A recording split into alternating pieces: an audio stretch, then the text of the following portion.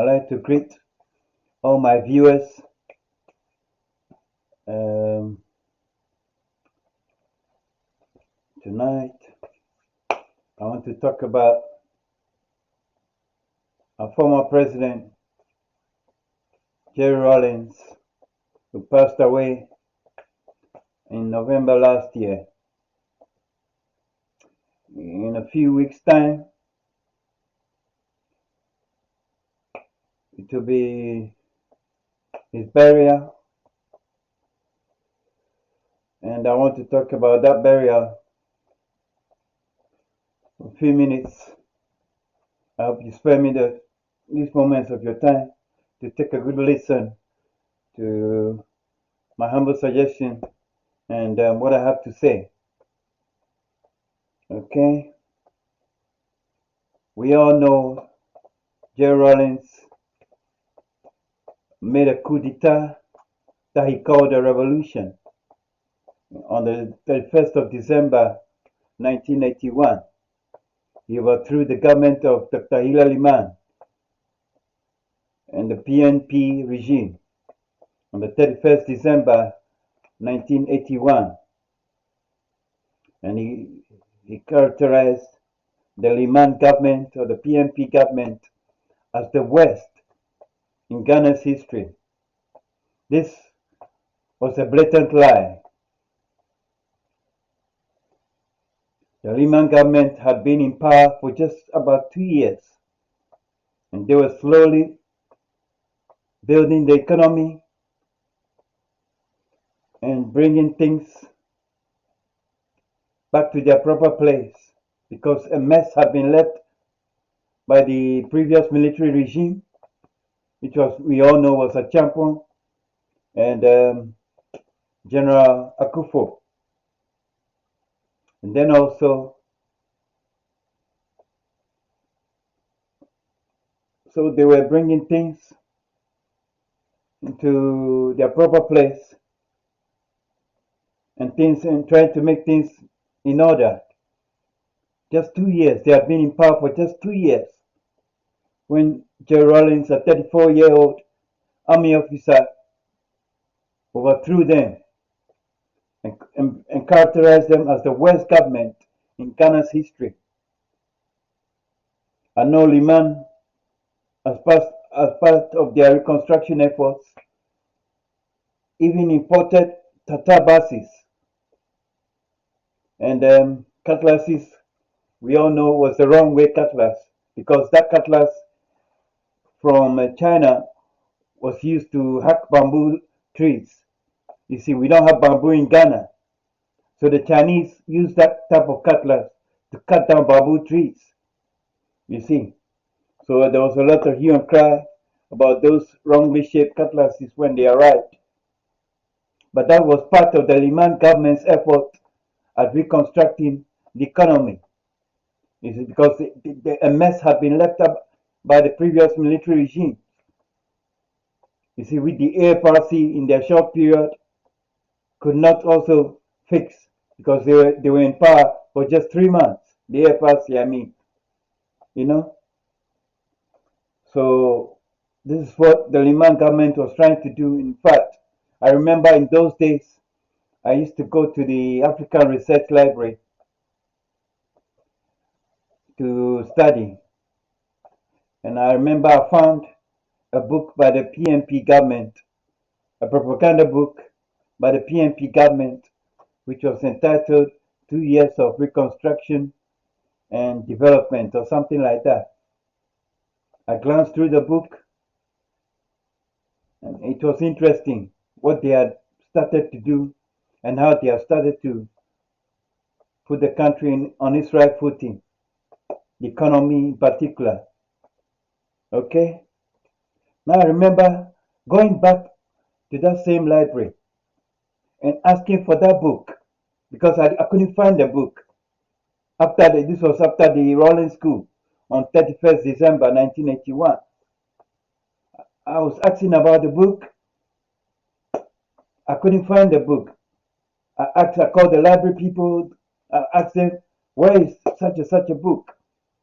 They behaved as if they didn't know what I was talking about. Now, if you put two and two together, this was after the coup. If you put two and two together, and the way the newspapers were reporting cocoa as being stuck in the bush and everything, if you put two and two together, you realize it was deliberate. They deliberately took away that book in order not to offend the ruling government or the ruling quasi-military government. You see, and the newspapers were also behaving the same way. They were exaggerating cocoa stuck in the bush in order to protect their jobs. The same way the library people were behaving because they needed the jobs. They had families to feed and bills to pay.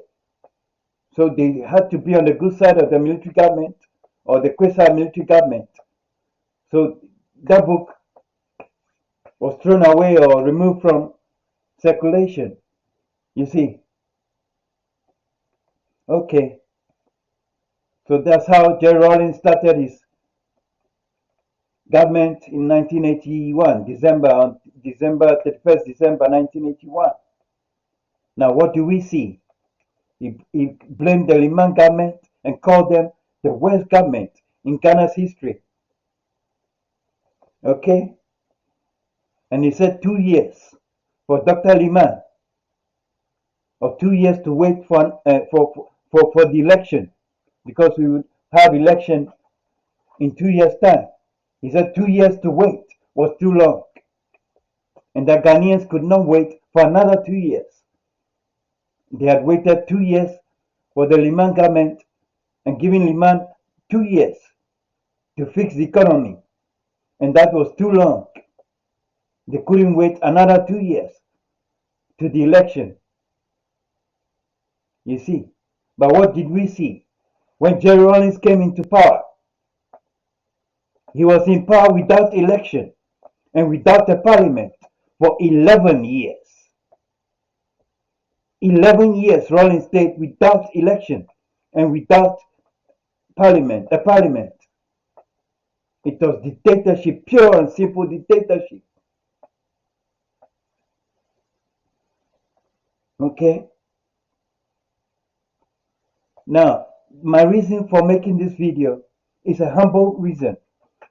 I want to make a humble request to the ruling government of Ghana at the moment, where they must bury Jerry Rawlings. If you cannot give the body to the family, Rawlings' family, to bury him in his hometown or in his mother's hometown, because his father is a Scot. You see, you can't take him to Scotland with COVID and visa requirements, etc., and the cost involved. It will be too expensive for the Ghana government to try to bury Rawlings in his father's hometown, a father he hardly knew anyway. Okay? So the only option, one of the options left, viable options left, is to bury him in his hometown, his mother's hometown. Okay? Now, if you can't give the body, Rawlings' body, to his relatives or to his family, to bury him privately in his hometown, or his mother's hometown, then my humble suggestion is to bury Rawlings next to Dr. Hilary Liman in the upper east region or wherever Liman comes from. You know? So at least they could have a chat. Two presidents together. President Rawlings and President Liman. So they could have a chat in the afterlife. Liman will ask him, why did you overthrow me?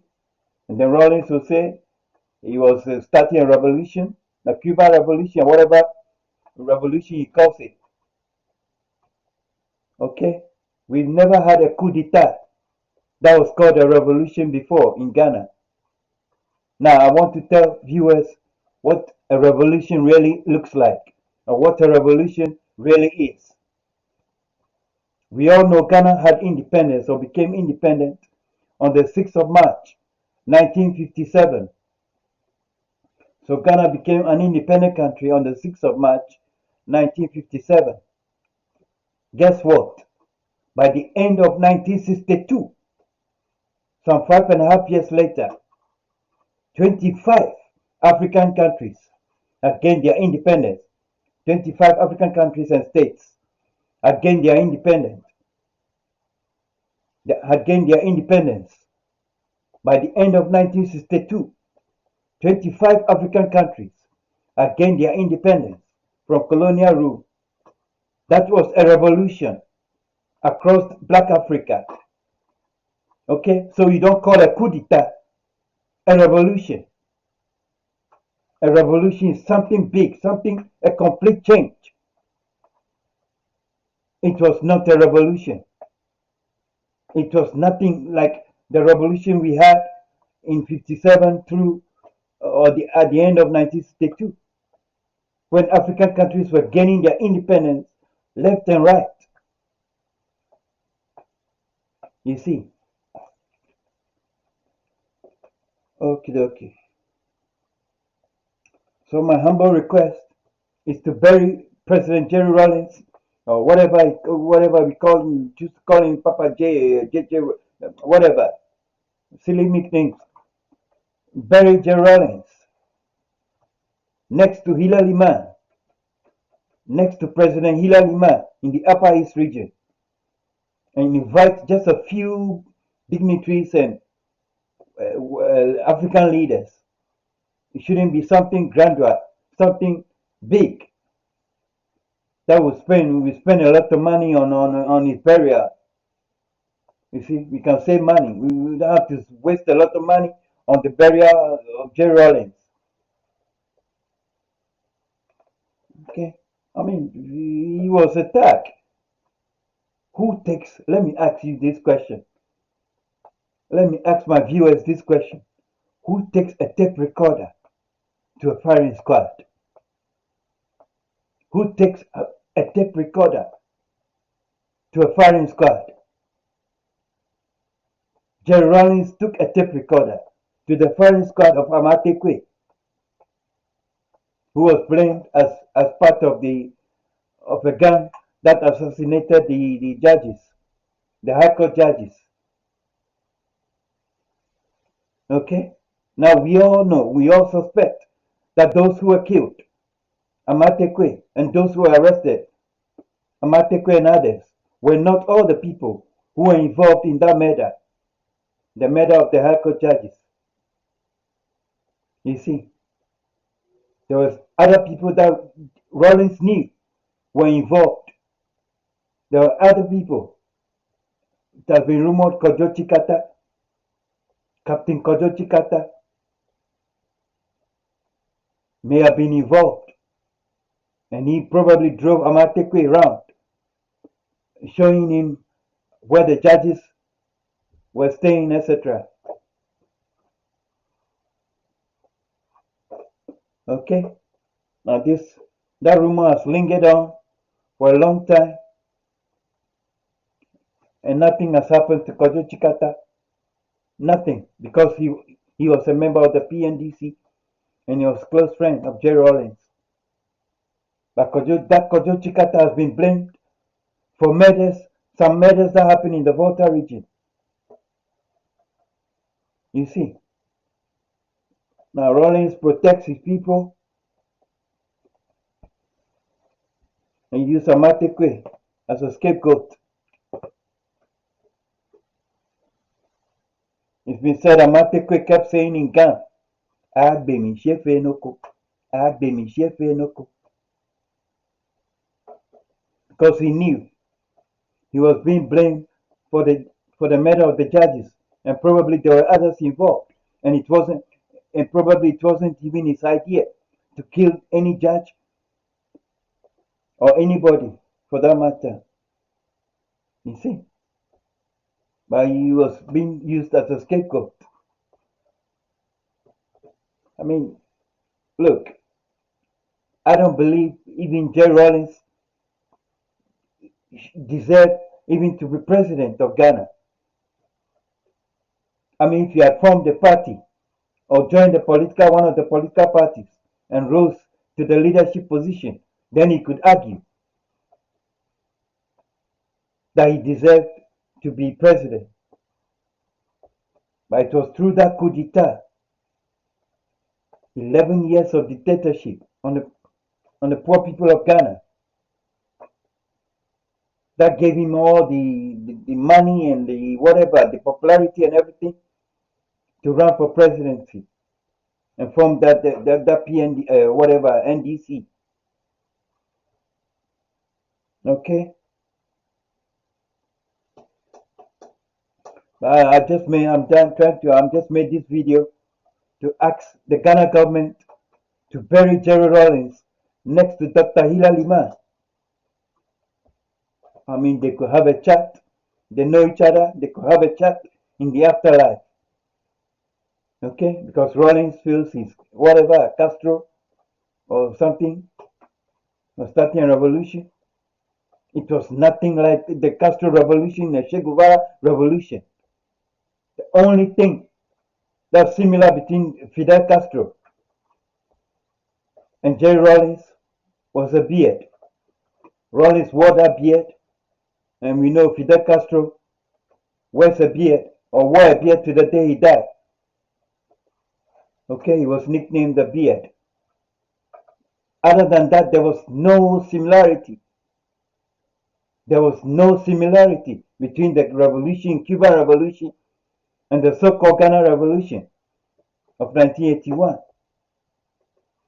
There's no similarity. Jerry Rawlings was a dictator. I mean, let's say good riddance to Jerry Rawlings. My humble request to the Ghana government is to bury Rawlings next to Dr. Hilary Liman so they could continue the conversation in the afterlife. With Rawlings arguing, Liman telling Rawlings, asking Rawlings, why did you overthrow me? Why did you overthrow my government? And Rawlings replying, I was starting a revolution.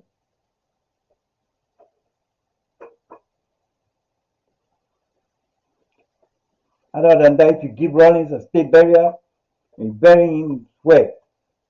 Where do you want to bury him? And who do you want to bury him with? Atta Mills? President Mills? You see, he's not in that class. He's not in that class. What would he do? What would he say? Suppose there's an afterlife. What would he say? What would he ask him? What would they ask him? At least Liman has a grievance.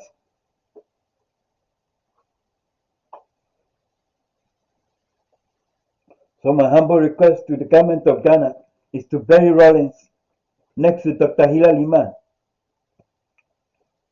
Then at least they could have a chat. And Liman will want to know why he was overthrown.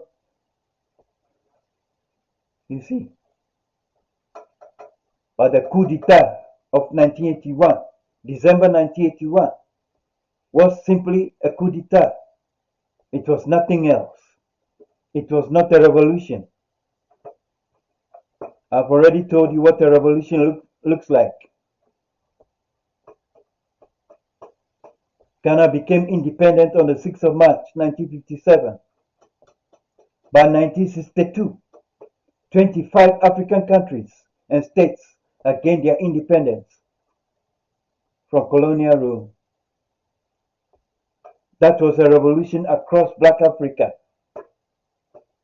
But that coup d'etat, the overthrow of Dr. Liman, was nothing in comparison. It's nothing to be compared to that.